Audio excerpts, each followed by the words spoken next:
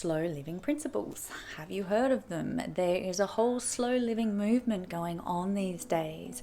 And for those of you who haven't tapped into it, I totally encourage you to go and have a look, do a little bit of research. The slow living movement has been something that has grown over the last 5 to 10 years, but really a lot since COVID, when people finally got to stop, they finally got to pause, they finally got to slow down, and they realized that the busyness of life, the constant overstimulation, the feelings of overwhelm, people suffering from things like chronic fatigue, stress, anxiety, cancer, all of those things are coming from this place of rushing and doing, of being in a very masculine approach to life all of the time, where we feel like we have to be achieving and showing all of the ways that we're being productive. And the masculine is a beautiful thing, but we need to find our balance with the feminine, which is being able to just be, to relax, to receive,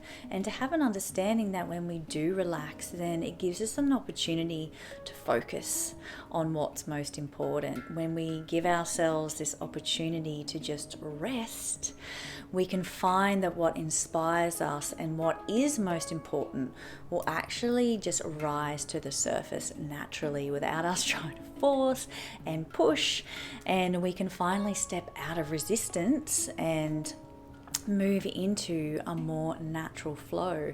And so many people, when they finally do just allow themselves to slow down and step out of the hectic hustle of everyday life, can actually find that they're even more productive than they were before. And as counterintuitive as that might sound, I actually encourage you to give it a go.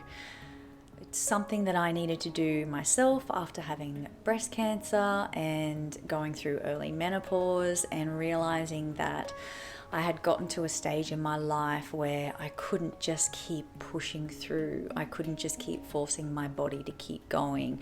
I couldn't use my very strong mind and my willpower to continually force myself to go beyond what my natural energy levels were.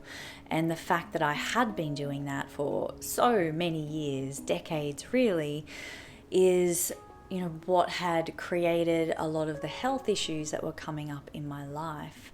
And that is why it is one of the most deeply beautiful things that I love to share with people, especially women, because we are wired differently. Our biology is different. We do not have the testosterone to push us through, to move us through. And so we use our adrenals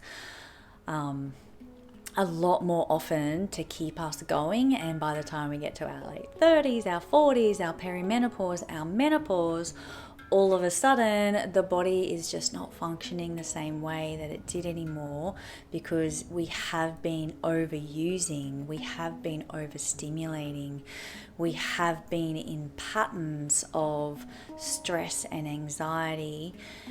And that is just not our naturalness. That is just not a healthy state for us to be in 24/7. We have a much different cycle. We have a much different flow. And so whether you are male or female joining the Rewilding program, everyone can benefit from the slow living principles.